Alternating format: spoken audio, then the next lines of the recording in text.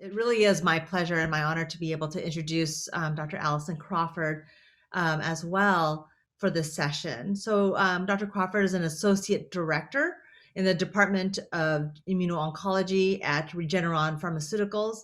She completed her bachelor's in immunology at Glasgow University in 2000 and then earned her PhD in immunology in 2005 at the Wellcome Trust PhD program in Edinburgh University, where she focused on T cell memory. Her postdoctoral work was done at University of Pennsylvania, and it examined T cell exhaustion during chronic viral infections and also the role of checkpoint inhibition in alleviating T cell exhaustion. She joined Regeneron Pharmaceuticals in 2011 as a scientist and currently leads a group developing preclinical models to examine bispecific antibodies that target solid tumors. So her talk today is entitled Mucin 16 bispecific T cell engaging antibody for the treatment of ovarian cancer. Alison? Thanks so much for the introduction. And I finally managed to get my PowerPoint on share. So today I'll be talking about our work with a CD3 bispecific targeting ovarian cancer. Here's my disclosures. I actually, there's been fantastic discussion already on ovarian cancer, so I won't actually need to go through much of this slide, but just to reiterate that, ovarian cancer can be really well managed if detected early, but unfortunately many of the patients, the cancer is not detected until it's at late stage. And then the other thing, Alison, I just want to interrupt. We're actually not seeing your slides. Okay, I'll try again. Yeah. I wonder if you need to do a swap screens thing. Oh, there you go.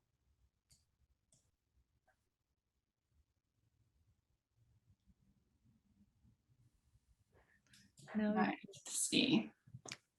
Yeah, it came away when Can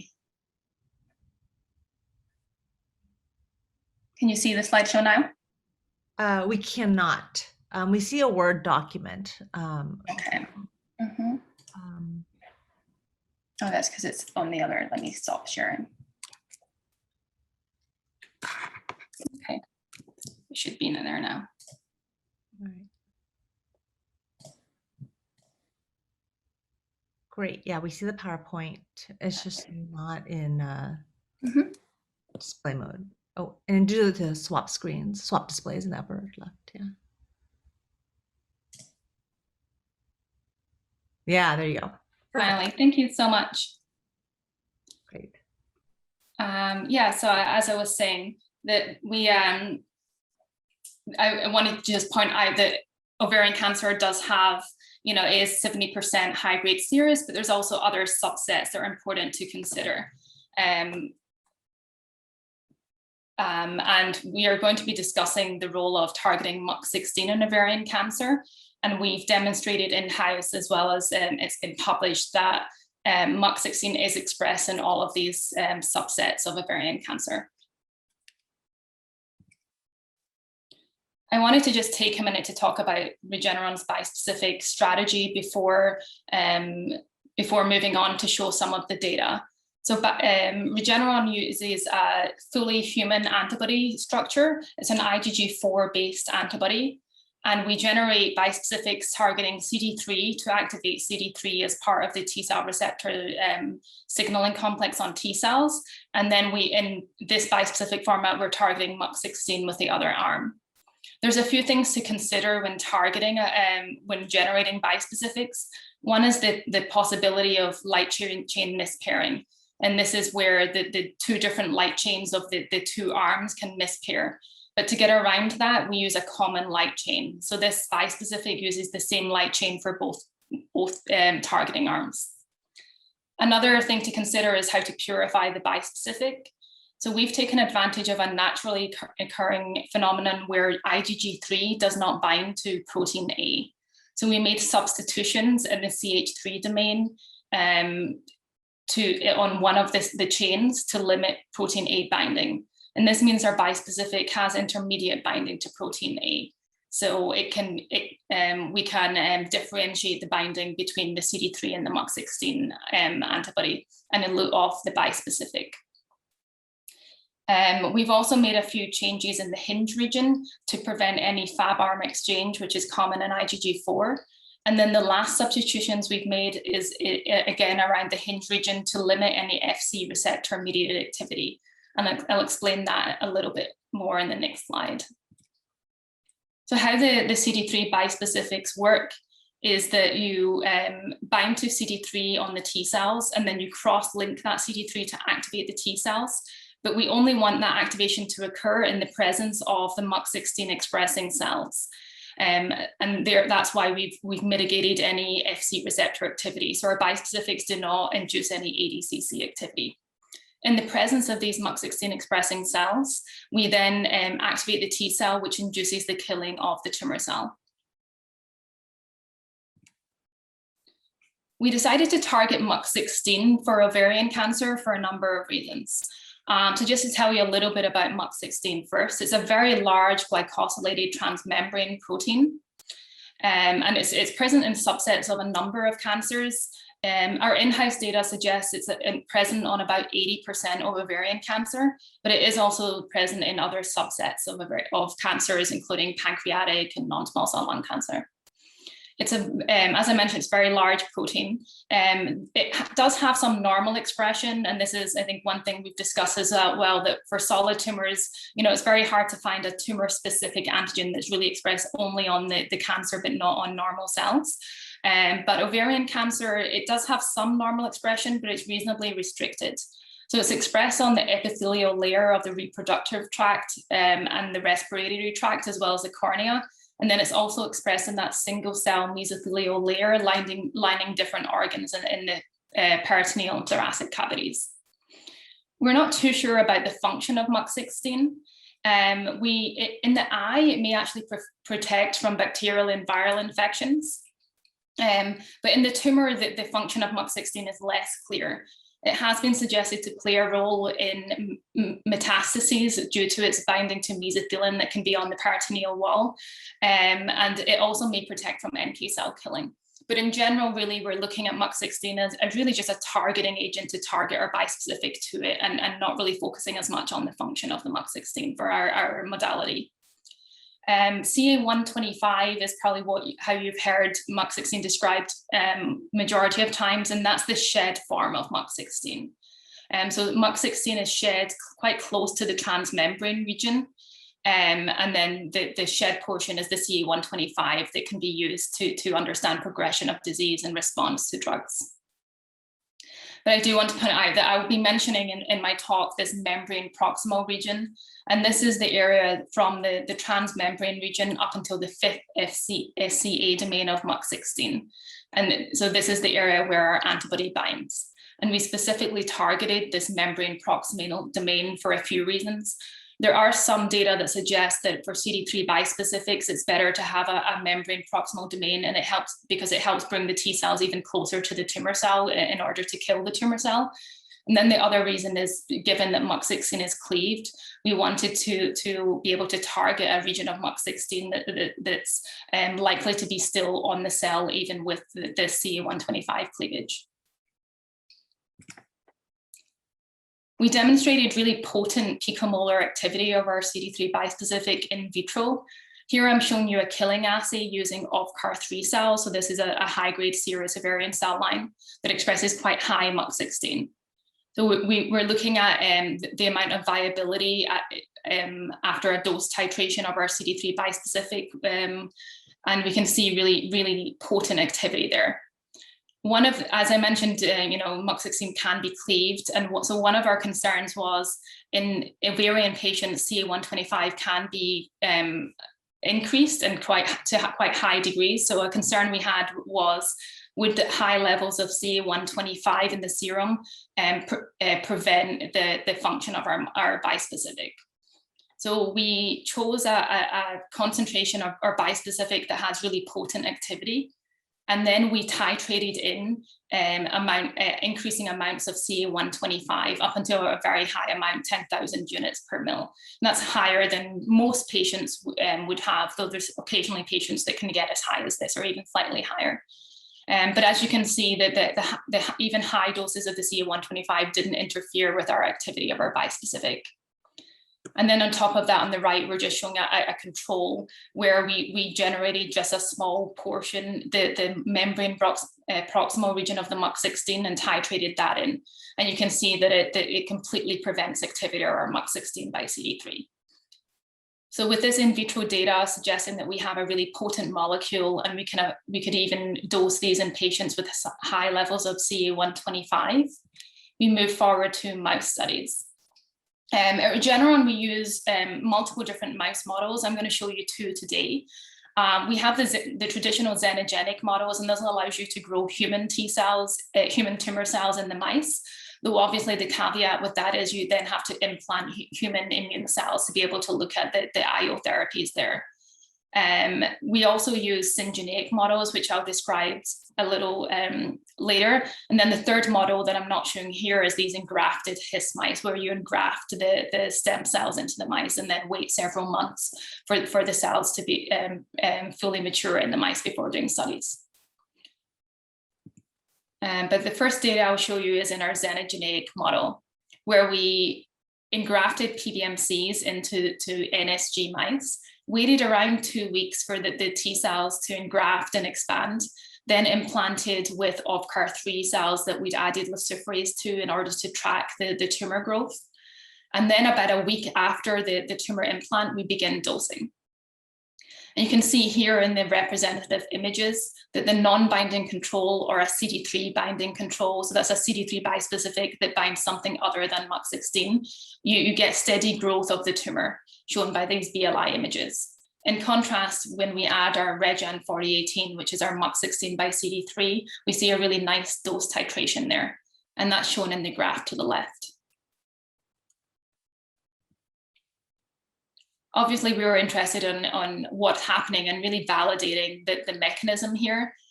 So we repeated this assay where we give the PBMCs, about 2 weeks later, give the tumor cells, but then we harvested the peritoneal cavities about 48 hours after dosing with the bispecific. And this is to examine really what's going on in the peritoneal cavity. We stained for flow cytometry and looked at different activation markers on the T cells. And we can see very clear upregulation of CD25, which is an early T cell activation marker, as well as granzyme B, which is involved in the cytotoxic killing of the tumor cells. Below here is a representative flow stains of CD25 after treatment with our MUC16 by CD3 bispecific. We do also see an increase in intra-peritoneal cytokines as a readout of activation of the T cells. And then the next question we had was, could we correlate the amounts of serum CA125 in this mouse model? So several weeks after transferring OVCAR3 cells to the mice, we do indeed see the human CA125, so the cleaved MUC16 in the serum of the mice. So what we did was we correlated the CA125 level on the x-axis with the tumor burden on the y-axis. And you can see that on the top right there, all of the mice that had both CA125 at high levels as well as tumor burden. And then at the bottom left, you can see that it correlates really well, that if we clear the tumors from these mice, we also reduce the CA125. Having established that we can, treat these human tumors implanted into immunodeficient mice, we wanted to move on to immune-competent models as well.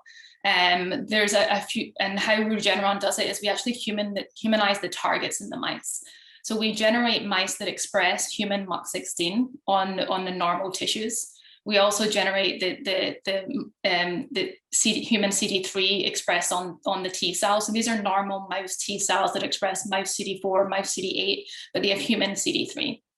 And then we implant murine tumors expressing MUC16. This has one main advantage that we can then do further immunotherapy combinations in these immune-competent mice.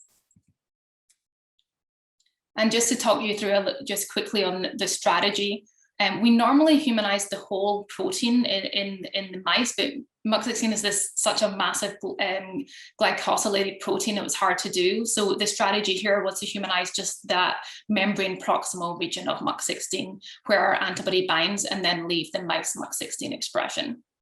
And we validated the human MUC16 expression by qPCR as well as IHC. And here's an example of the normal tissue expression I was talking about.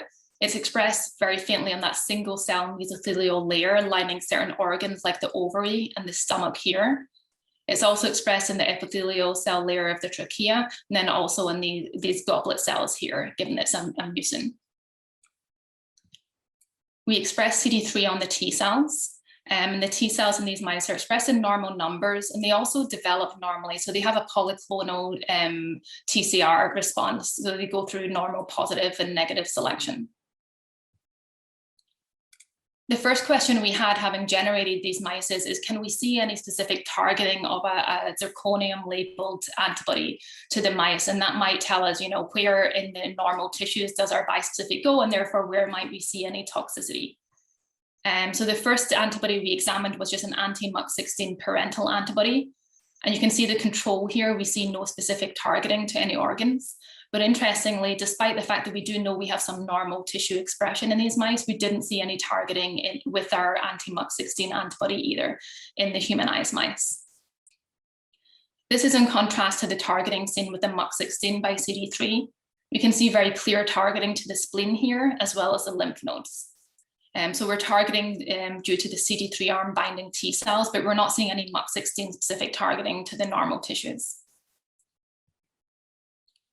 We moved on and we implanted mice with the ID8 tumor expressing human MUC16. So this is the same ID8 tumor that was mentioned in the last talk.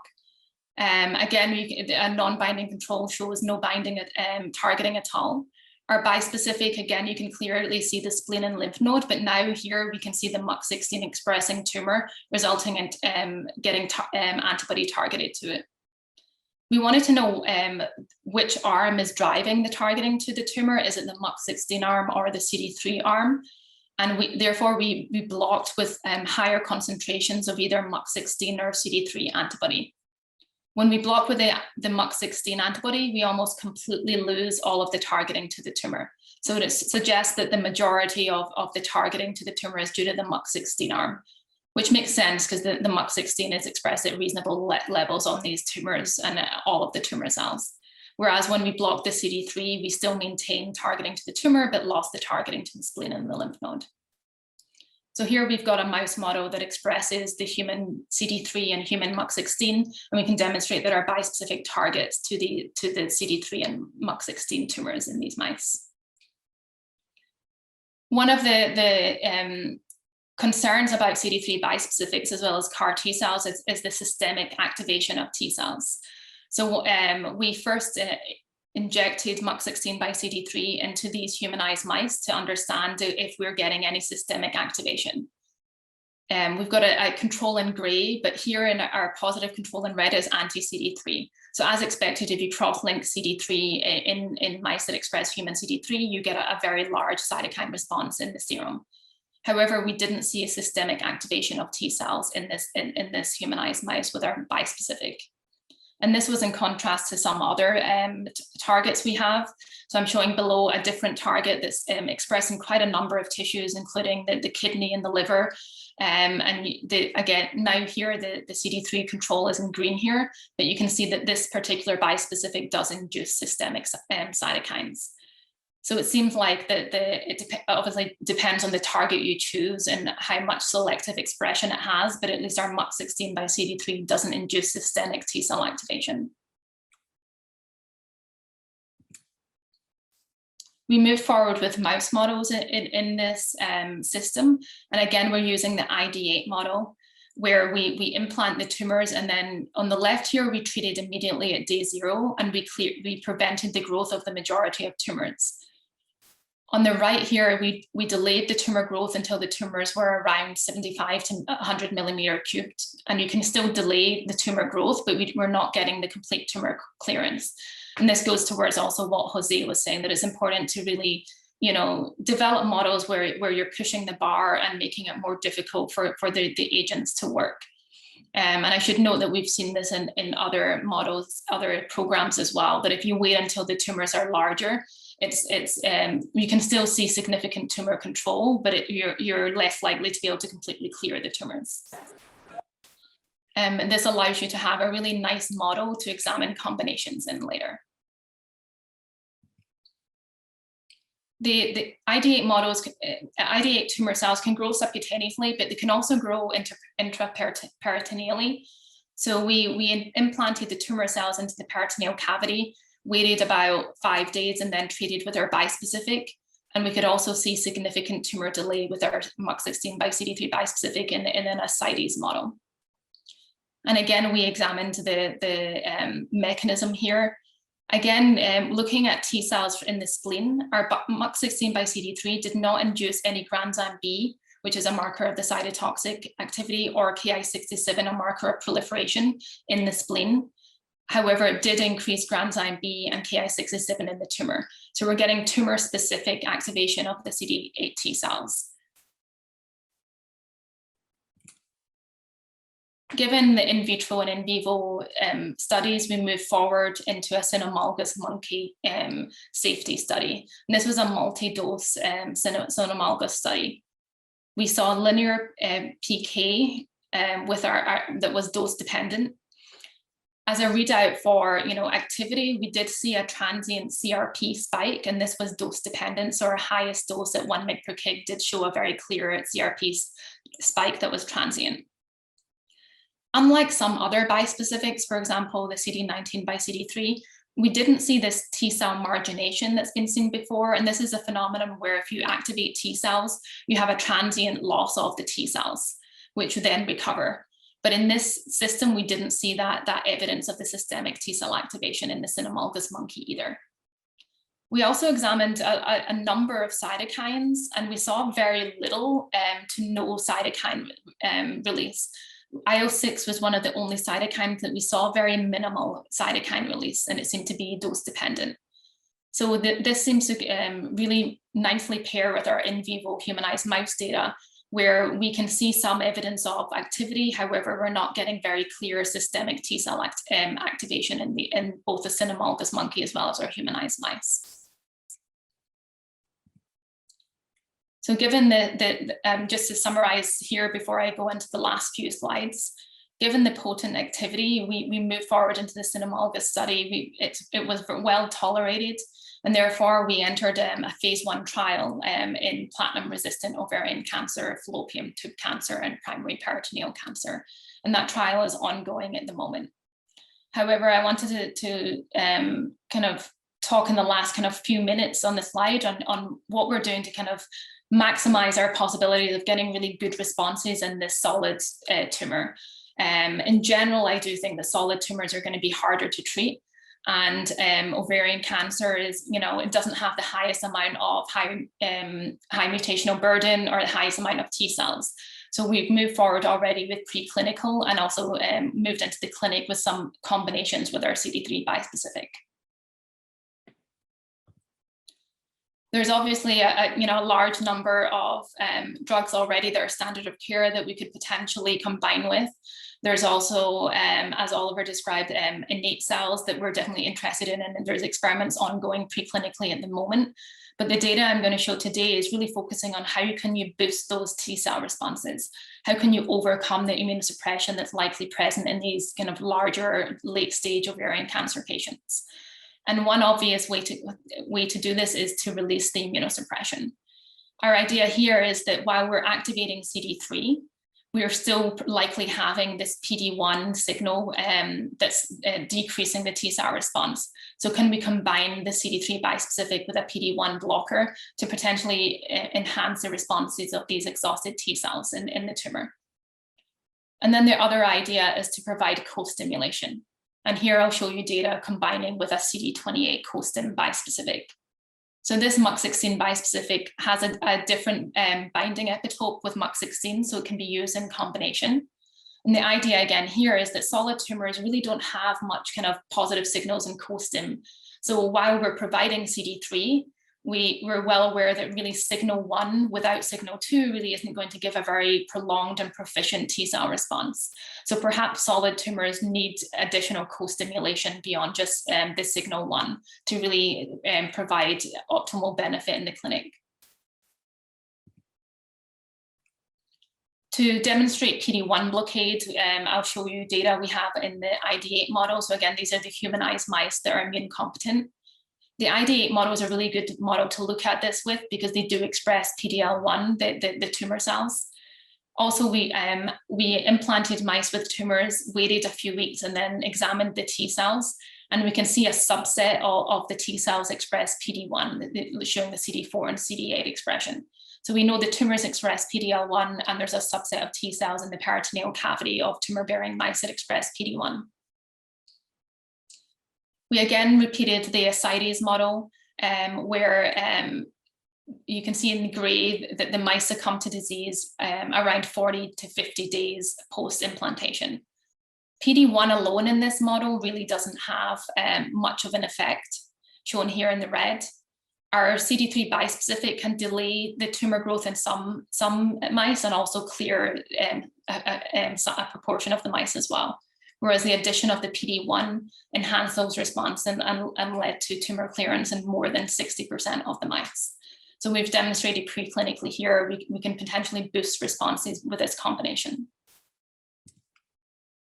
The second combination I discussed with you is providing co-stim. And here I'm showing you data with our OVCAR3 model again. In this model, we really don't see much effect of the CD28 bispecific alone. So that's suggesting that there's not too much signal 1 or allogeneic responses between the OVCAR3 and the human PBMCs we're implanting into these mice. To be able to do combination studies, we had to use a suboptimal dose of Mucin by CD3 here, just because this tumor model was so responsive to Mucin by CD3. So we reduced the dose to create a therapeutic window where the tumors were not completely cleared by the Mucin by CD3 alone. And when we added in the CD28 combination, we saw complete tumor clearance in all the mice. So this is showing us that we've got really potent activity with our Mucin by CD3 bispecific. The bispecific is well tolerated in cynomolgus monkeys. We've shown in preclinical data for combination with both PD-1 as well as a CD28 co-stim bispecific. And because of all this data, we've moved forward into the clinic with Mucin by CD3 alone, but we've also entered into the clinic with combinations. So we have a trial running at the moment with Mucin by CD3 either alone or in combination with our own anti-PD-1 cemiplimab. We also entered into the clinic last year with our Mucin by CD28. And this will be examined either in combination with PD-1 or with our Mucin by CD3. So we know that the PD-1 responses are about 11% in ovarian. So the idea is, can we increase either the number of patients that respond to PD-1 by also providing CD28, or could we potentially deepen the responses and move some of those stable diseases or partial responses to complete responses with this combination? And I just want to kind of end with the comment and question that there's just such an exciting array of IO therapies at the moment and potential to combine. So really, we've got to really be thinking of what's the best combination to get the best responses here in ovarian cancer. And I just like to say, I have a fantastic team of people I work with oncology. These are just a small number of them. But Larique Haber here completed the early in vitro study, and Marcus Kelly completed the IPET. And then Kristen Vazana is the main research associate that ran a lot of these large mouse studies. Thank you. Thank you so much, Alison. That was really fantastic. And I think your last question is probably the most really the most provocative. And maybe to kind of pose it to both you and Oliver, is with all of these strategies, how do you prioritize which combination? Yeah, it's difficult, right? And we always talk about it. What can we make the most difference with early? And I think for us, we know that both CD3 bispecs and CAR T have really the potential to provide huge numbers of T cells that can respond to a tumor. So we were excited about that. So then the question is, how do we enhance those responses? And we've went with the kind of next step first, and the obvious step, which was how do you increase those responses further? But I think, Oliver made a good point too, that the innate immune response is hugely important in ovarian. So should we be bringing in blockers of MDSCs or enhancing activation of macrophages and dendritic cells with our CD3 bispecifics, and what other combinations would make sense? Even anti-angiogenics with the CD3 bispecifics, given the evidence we have with some kind of increase in inflammation there. And that probably leads into a couple. There's a number of questions flying through the chat right now, and they're somewhat related about since ovarian cancers are mostly cold tumors without sufficient T effector T cell infiltration, will the CD3 bispecifics work in this setting? And then how do you select patients using CD8 staining in biopsy samples? Yeah, so we're definitely examining that at the moment in our trial. We're getting, pre and post biopsies to examine both the MUC16 expression as well as the T cells. There's definitely T cells present on ovarian. It's definitely not the most T cells compared to some other indications. But the beauty of things like CD3 bispecifics is you can actually increase the number of T cell infiltrating tumor infiltrating T cells by using bispecifics. So in our preclinical models, we showed in several different models that you increase the number of T cells that are present in the tumor after treating with CD3 bispecific. At the moment, we're not sure if that's merely due to proliferation of the T cells that are already in the tumor, or whether it brings in new T cells. But we also induce inflammation. So we see a lot of, interferon gamma, TNF alpha, IL-2 come up in the tumors in response to this T cell activation. So as much as there may be lower numbers to start with, the fact that we can make these T cells proliferate and then also induce inflammation likely kind of overcome some of that and really gets the inflammatory response going. And actually, maybe a follow-on to that is a subsequent question about whether or not there's been any attempt with the combination CD3 MUC16 and the CD28 MUC16 combinations in the in vivo model. Have you tried to dissect the effect of a co-stim versus the CD28 versus the CD28 MUC16, just trying to tighten that immunologic synapse? Right. And is that effect clearly dependent on CD28 signaling? Yeah, we have a great team of people that have showed that, that the CD28 bispec really goes into that synapse as well, and kind of enhance the synapse and temporarily increase it. We haven't done too much more than that. I think one of the ideas we've been playing with as well is which co-stim is the best one. So for example, CD28's on the naive T cells and it's important for activating the initial T cells, but 4-1BB is up on these tumor infiltrating T cells and can really help expand. So we have some preliminary work showing that actually the 4-1BB combination was phenomenal. With a different CD3 bispecific than the one I'm discussing today. It really expanded the T cells even further and increased the activation of the T cells for longer after treatment. And we were able actually to clear much larger tumors, even 350 millimeter cube tumors with a combination with 4-1BB and CD3 bispecific. So one area we're interested in is more, which co-stim and also when can you treat with it? Yeah. And actually, that's a question that maybe for Dr. Dorigo as well is sort of, can you speak a little bit to the timing of, what would be sort of the optimal timing to implement some of these strategies, in the front, in sort of in a minimal disease kind of setting versus where you, Alison showed, even in sort of large established formed tumors, you're actually able to induce regression. So for Oliver, for your approach, any thoughts on that? Yeah, I mean, as I told as well, that when the tumors are smaller, they're obviously much easier to treat. And I'm sure that'll be true in the clinic as well when we get into those earlier patients, that even maybe a CAR-T alone or a CD3 bispec alone may even be enough. And when you're getting into those late stage patients, you're going to need the combinations. I think a lot of it, somewhat unfortunately, may have to be kind of worked out in the clinic though, because a lot of these decisions will be based on toxicity more than efficacy, or at least as importantly on toxicity.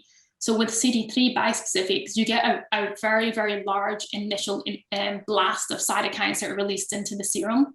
but then in subsequent doses, though, that cytokine release is much lower. So would we want to combine, for example, 4-1BB and CD3 in the first dose? Or would we give CD3 bispecific first, maybe even do a step dosing, get over any CRS, and then come in with something like 4-1BB? And I think that thinking might help choose what's the best combination as well, right? So 4-1BB is a kind of exciting one just because it gets increased upon T cell activation. So the CD3 bispec further increases 4-1BB. So it also makes sense to maybe stagger that dosing. So I think a lot of it is unfortunately going to be worked out in the clinic of when we can dose to get the best efficacy while mitigating the toxicity. Oliver, some thoughts about that as well as the targets that you've proposed? Yeah, no, this is fascinating. I think development of a hopefully beneficial strategy, Alison. I was wondering, this approach, you're right, probably works best in patients with minimal disease. In general, immunotherapy works better in patients that have small-sized tumors. The bigger the tumors get, and that's our clinical experience, the less it works. And we actually have done this in ovarian cancer. We used to do interleukin-2 intra-peritoneal chemotherapy. I think Bob Edwards was really pioneering these studies, and he has shown complete responses in platinum-resistant patients and very long-lasting ones. It's just that interleukin-2, as a generally T-cell stimulating cytokine, is very toxic, and it's not approved, and it's very expensive. So for all these reasons, we don't use it. But as a proof of principle, it works as a T-cell stimulator. And actually, Jonathan is an expert on interleukin-2. But that being said, I was wondering whether in combination with drugs that increase T-cell infiltration that we already have on the shelf, meaning bevacizumab, for example, that is very well known by targeting VEGF to increase T-cell infiltration. We have it as a maintenance strategy, right, in ovarian cancer patients after first-line and recurrent treatment. So, what do you think, Alison, about combining in a maintenance setting, first-line, your anti-CD3 approach with bevacizumab, or maybe doing this in patients that, as we said before, have this great unmet need, and which is the homologous recombination proficient population? I think this would be an interesting approach. No, I agree completely. And it's always, of the importance to look at what's already approved and what we can more easily add to. So there's both preclinical and clinical data suggesting, at least with PD-1, you can combine with these anti-angiogenics and get increased responses. So it may well be that we can increase CD3 bispecific responses too. Yeah, I think it's definitely somewhere we should go, this maintenance setting with treatment with anti-angiogenics, and see if we can get a better response there. Right, and if you spin this further, right, PARP inhibition also increases the ability of the tumor environment to elicit anti-tumor responses, because it does increase cytosolic DNA, and then you stimulate the STING pathway. We've shown this in ovarian cancer, that combination of pembrolizumab and niraparib, or PARP inhibition plus immune checkpoint inhibition, can have efficacy. 18% of patients with refractory and platinum-resistant ovarian cancer respond to that. Yeah. And I don't know whether you use it, Yvonne. I do use it in my patients as a combination strategy. And maybe with your approach, even a PARP inhibitor might be at least additive. Yeah, I feel like there's a little bit less data on the PARP inhibitor and how much inflammation that can really induce. I think there's a bit more solid data for the anti-angiogenics, but yeah, there's definitely kind of intriguing data. And yeah, the best data is the clinic, right? You read out combinations with, say, checkpoint. If you're seeing enhanced responses, then it does suggest it can increase immune responses. And yeah, I think that's kind of also the key to getting into the earlier patients as well, right?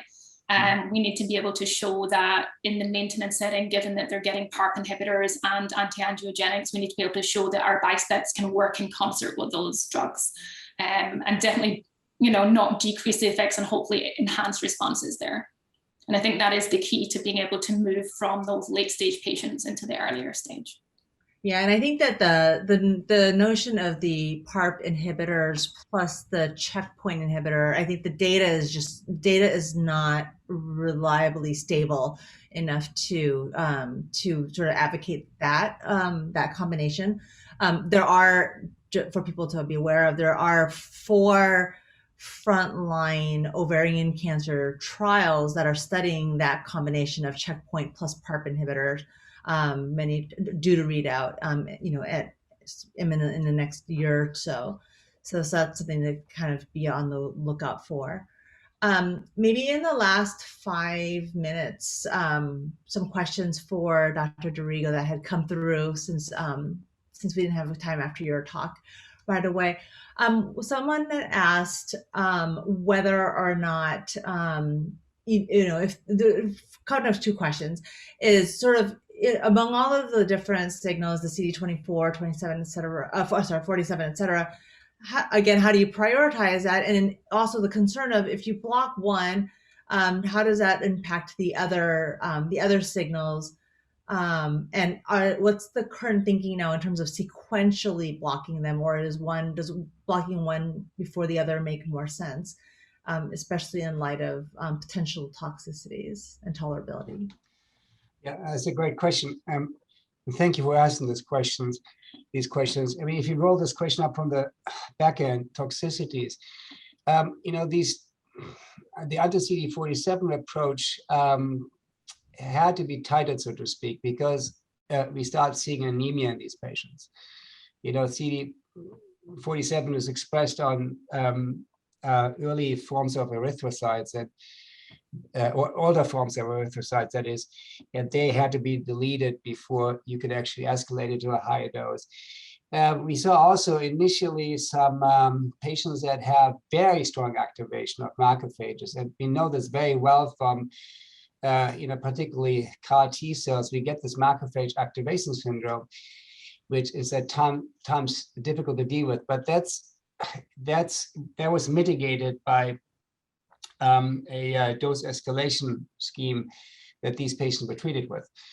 So, I think we can get around the toxicity. I think it's a great question to ask whether a sequential approach will work or combination approach. As I said, I honestly don't have data on this, so I won't make any further comments. I think this is all the things should be studied going forward.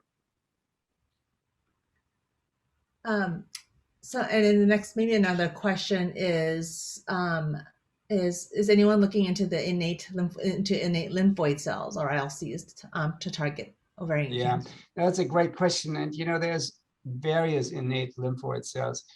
The data that I'm aware of actually pertains to neutrophils, which are part of the innate lymphoid cells. And those neutrophils, somewhat similar to macrophages, can actually influence anti-tumor responses. There are these neutrophil nets that contain neutrophil DNA and are important in anti-tumor responses. And I think that's been definitely a target of investigation most recently. Beyond this, I think this is a very interesting cell population to target, and hopefully we see some more focused data on this cell population. And then maybe another question for the both of you, and maybe you can start, Oliver. Given the sort of the interest in sort of the rationale of using these approaches in sort of a smaller disease volume kind of a setting, do you envision being able to sort of leverage this kind of therapeutic approach in either a very early line setting, and or a prevention kind of a setting, not simply secondary prevention, but even primary prevention? Is this a immunologic milieu that can be titrated? Yeah, Alison, you want to comment or? Let's see. I think the key for us is we're really just focusing on getting into the earlier stages of patients, not in prevention, etc. So getting beyond the kind of late stage and into the stage 1 or 2 soon after, really at the maintenance stage, I think would be the easiest way for us to get into.